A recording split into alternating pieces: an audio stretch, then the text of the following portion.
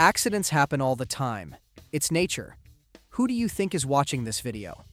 Now, accidents happen in all sorts of ways. You tripping while walking home is an accident. You're an accident. If things get out of hand, accidents can even look like a person getting ran over by a truck, and another truck, and another. But the way these people survived whatever happened to them, remarkable and downright a terrifying experience to say the least. Phineas Gage. Phineas Gage used to work at a railroad construction back in the 18th century. On September 13, 1848, his team was working on a railroad in Vermont, and they were blasting rocks to clear the way, and it's done like this. Cue 19th century me. So, yeah, we use to drill a hole in the rock, then fill it up with gunpowder. After that, you make sure it's all compressed there for a bigger boom using this thick tamping. A normal person would die in this case. And although Phineas was a normal person too, his case wasn't. There's a fluid that fills up a person's skull after a head injury, and that's the one that kills people. The lucky dude had a hole in his cheek to drain this liquid out, and he survived it. A few minutes after that happened, he's conscious and can speak. He can even still walk and go to the hospital. Doctor, here is enough business for you! Hello, I'm Dr. Edward Wilwut in the Mother of Heavens. I don't get paid enough to deal with this. I'm giving you to Harlow. Harlow! This is your patient now.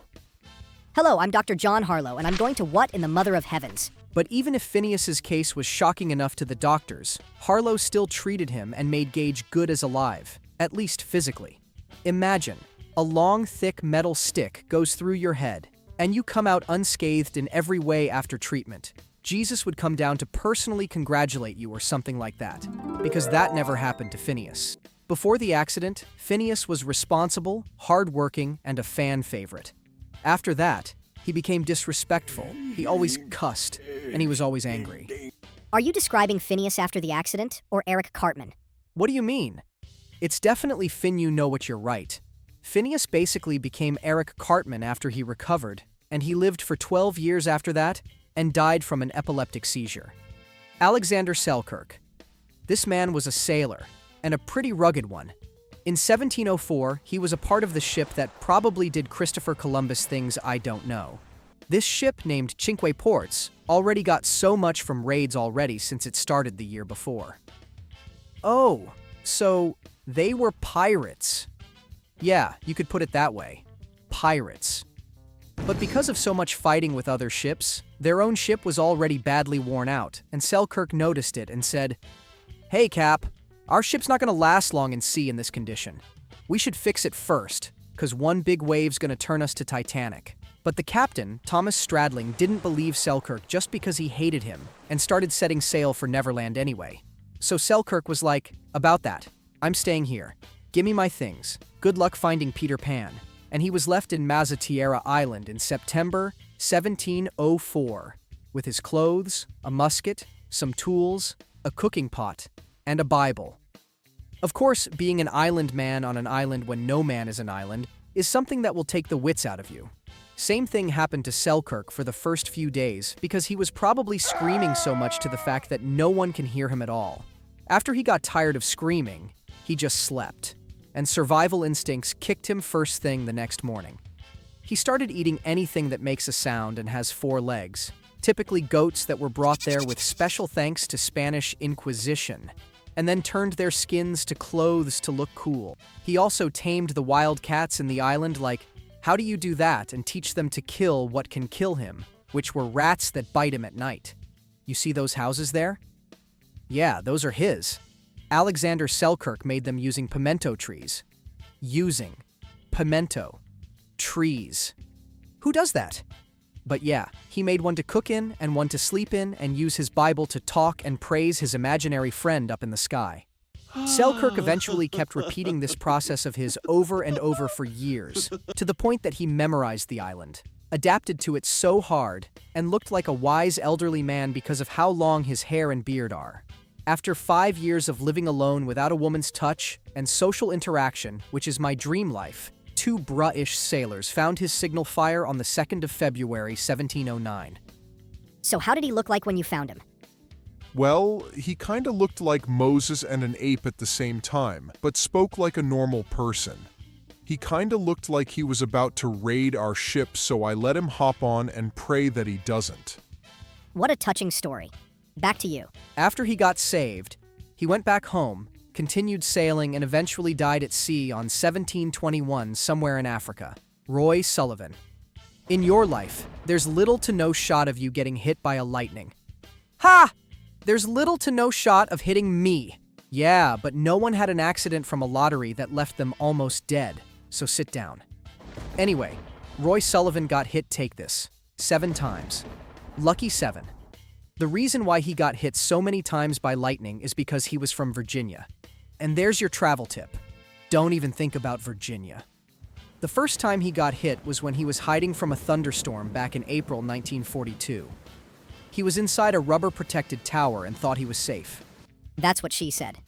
But, oh no, he wasn't. The lightning had a different plan and jumped on Roy's toe. The lightning dipped right away and left a half-inch burn in Roy's leg. Roy, if you only knew that you were about to get hit 6 more times, you would have quit your job as a park ranger and looked for something like a fisherman or a cop. The second one happened in 1969. Nice. The dude was innocently driving in the park when one lightning thought that it was a good idea to knock down 2 trees on the side of the road, and knock down some more, then electrocute Roy's truck. Poor Roy got knocked out. He now has burnt eyebrows and eyelashes, and his hair's on fire.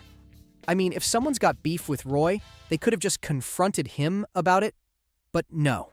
They turned into a X-Men and controlled the weather instead. Am I reading this correctly? He wasn't even at work when he got hit with the third one? Jesus, give my boy Roy a break. He was at home chilling on his front yard when a lightning jumped from a power transformer to him and cooked his shoulder. For some reason, he only got minor injuries from these strikes. But it doesn't matter. Lightning, dude, please stop. Want to see me do it again? No, please no. I literally said no. Go, Roy, go! Speed up! Roy, stop. You're gonna get hit. Is the lightning gonna stop now? Nope, it's not. Even according to Roy, it was when he saw a dark cloud while he was checking a campground after a storm. The cloud kept up with him and burnt his ankle. And finally, thank goodness, the 7th strike happened in 1977 when he was fishing. This time, the lightning wanted a bit more for the last souvenir. It went through his head, burning it again, and moved down to burn his chest and stomach. What a farewell by the lightning. But at this point, I don't know if he spent all his luck points to the wrong category, or he was really lucky to get hit by lightning so much that the Guinness World Record Award for being so luckily unlucky. FRcak. If Alexander Selkirk survived on instincts, I think this guy can match Roy Sullivan on surviving on luck.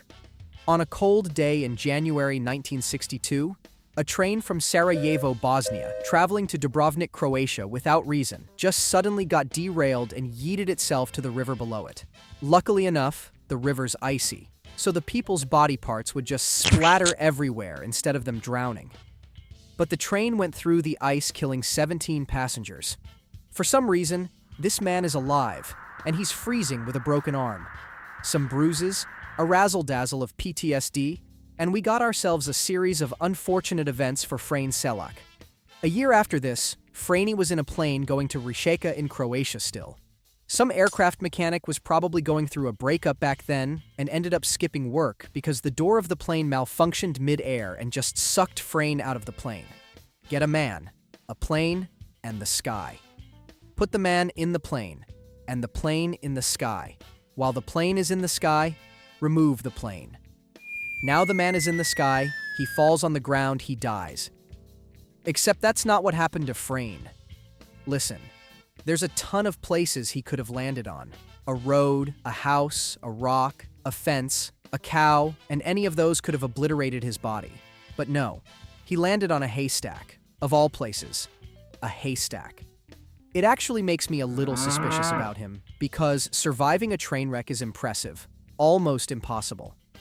But surviving a plane crash at the next year because he landed at a haystack that was conveniently there to save his life, Sounds like a cap now.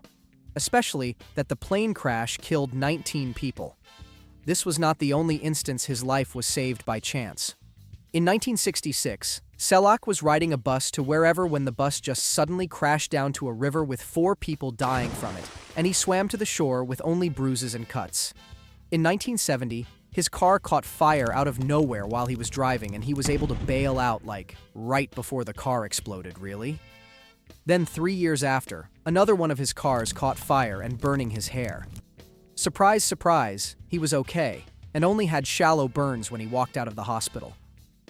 Something's not adding up in here, with so many things happening to him and slowly becoming less and less believable. I bet you Houdini can't pull this out, yet Frayne did. You think that's over? Nope. His luck on being unlucky never stopped until 1996, when he did a Tokyo drift to avoid a truck that was coming to him. Because of his luck not wearing a seatbelt, he got launched outside his car to fall down 300 feet down to the water. You are not going to freaking believe this, but Frayne FRcak actually held onto a tree. How do you hold onto a tree? The branch? Could have snapped. The trunk? That's too thick for him, and considering he was sent flying, he wouldn't have the directional awareness to actually grab. I mean, what is he, Jackie Chan? Would you really consider yourself lucky if that happened to you because you keep living to tell the story? Or unlucky because you kept getting in the deadliest of the situations? Frayne was either a cat, unlucky, or a liar. And what a way to survive, because he won the lottery worth 800,000 euros when he was 74 years old. Cat, unlucky, or a liar? What you think Frayne FRcak is? Suumo Yamaguchi. At the late end part of World War II, USA was winning, the Allied powers were winning, and Germany surrendered. There was only one country that carried on with the battle, even if it meant the entire country collapsing: Japan. In Japan, there was an engineer for Mitsubishi that was on a business trip in Hiroshima, and it's this guy, Suumo Yamaguchi. He was preparing to leave the city in the morning of August 6th. That was also the day one of Julius Robert Oppenheimer's babies. Little boy was dropped on the city. Fun fact, the scientists that worked on the bomb thought it was about to be dropped on the swastika land to eliminate Mustache Boy's forces. But the military were so desperate to avoid the chances of the atomic bombs being taken and studied if it fails to explode. That's how they decided that it should go to Anime Land. When the little boy made contact with Hiroshima, Suumo Yamaguchi was just 3 kilometers away from where the bomb actually exploded. He was dragged by the shockwave, and it sent him flying to Potato Patch that was close. When he opened his eyes, he shouted, "Ofu ga konkimashita!" which could have meant so many things. But from the looks of it, he probably meant, "I need to go to the nearest shelter because I might die since I have so many burns in my body," or something. So he ran to an air raid bunker with his left side toasted and both his eyes blind. He started returning to his hometown Nagasaki. Oh my goodness, why did he have to live in Nagasaki and have a vacation in Hiroshima? Anyway, he went back to his family there and reached the city in the 8th of August, barely alive. If this doesn't prove the work ethic of the Japanese, I don't know what will. Do you really have to work? You can barely walk. Don't worry, 'tis but a scratch. Why are you late? Didn't you know we have call times for a reason? Will you let me explain? So there was this ginormous bomb that exploded in Hiroshima. You know I was having a vacation there. The Americans dropped it. I don't believe you. The Japanese Empire is the strongest in the world, and we're about to win. The boss got a taste of his own medicine by not believing. But Suumo? Man, he already got exploded in the face the first time 2 days ago. Now he got exploded in the face again. He flew again, but at least the walls of the office saved him from dying. And that's at least something that his company did for their employees. Build an office where you can't die. Are you tired of being a normal person? Do you want to be a mutant like the X-Men? Introducing acute radiation syndrome. For only a world war, you get to experience being unique. Ditch your hair. Make your gums bleed. Make your wounds stay forever. Suumo Yamaguchi is a solid buyer of our acute radiation syndrome, and he lived 65 years. Side effects may include dying, I don't know. Suumo was so cool, he was one of the fewest people recognized by Japan as a Niju Hibakusha, or a congratulations for getting blown off twice in World War II badge. And Hodges. The chance of you getting hit by a lightning is 1 in 10,000. The chance of you winning the lottery is 1 in 300 million. But the chances of you getting hit by a meteorite that's rushing from outside Earth and survive it is 1 in whatever high number there is. Doesn't matter because it's highly unlikely, but not for Anne Hodges. Back on the 30th of November, 1954, in a small town in Sweet Home, Alabama, Anne Hodges was just chilling with her husband in a rented house on Odin's Mill Road, wherever that is. Like Anne was legitimately just chilling so hard, she was feeling that afternoon nap on the couch down to her left side. Although it wasn't the feeling of a deep slumber anymore, but a meteorite. How did a meteorite even make it pass through the atmosphere of Earth? Normally it just vanishes before even getting to a flying plane level. So yeah, the grapefruit-sized meteorite just barged into their home uninvited through the roof of all places, then bounced off a radio that eventually hit Anne. It could have knocked the door instead, and politely asked if it could enter so Anne would have dodged it. But she was alive when she got hit. Later on, the meteorite was classified as a chondrite. A little internet searching, and it showed me that a chondrite is a meteorite that came from the asteroid belt between Mars and Jupiter. So that meant this 8.5-pound that hit Anne was finding the right moment to land on Earth when it's not going to disintegrate and make impact. How long did it take you to come up with this master plan, meteorite? Billions of years. What was your goal on doing this? I thought it was still World War II. I kinda wanted to join as a kamikaze, but I was too late. Anne was fine as she got the treatment that she needed, but the meteorite definitely wasn't. It got tossed around, the Air Force took it for studies, the married couple wanted it because it landed on their house. Correction, in their house. Their landlord Birdie Guy wants in on the meteorite too, because apparently it landed in their house. Everything got so chaotic that the judge also got involved. I don't know how chaotic this can get, but the couple won the trial and bought the meteorite from their landlord for $500. Free money. Then the media got involved when Anne fully recovered, even though Anne's family didn't like it. To move the spotlight out of them, they tried to sell the meteorite to the Smithsonian, but the Smiths said, "Hey, you can keep that whatever." So they just donated it to the Alabama Museum of Natural History. Some of Anne's skin is probably still on the meteorite since it's still on display there. Truman Duncan. Truman was a railroad switcher. He had to separate moving cars for whatever reason. His job required him to do Mission Impossible almost every day of the week by riding in front of a moving car, and I swear to God, whoever has this job either has a death wish or has balls of steel. On the 25th of June 2006, he was doing the same exact work he has been doing for who knows how long, but this time, he fell. Hi, so I'm rolling right now and I can't seem to stop. I am in so much pain right now, but whatever. I'm scared. You're scared. He's now in 2 pieces. The train cut him in half. His guts were out. Blood was splattering everywhere. This is a horrible graphic, so the blood will be color blue instead. Ew! What is that? No, that's worse. Turn it back, turn it back. Jesus Christ, that's how horrible this was? Anyway, after the train turned Truman to a ragdoll, he was still conscious and alive and was even able to call 911 about what happened to him.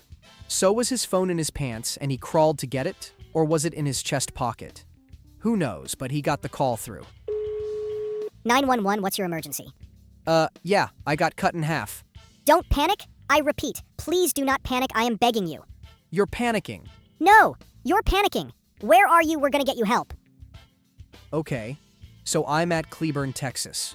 You know the train station. I'm at the rails. Please hurry. I'm dying. Thank you. When the first responders got to the scene, Truman said hi, and the responders started acting fast. Then he was immediately brought to the hospital and got a 3-hour-long surgery to attach his other half together. They probably used a stapler. I'm not a doctor. Don't fact-check me on that.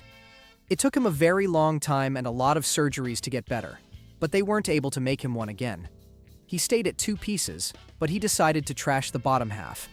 He's now a motivational speaker that motivates people by speaking to them.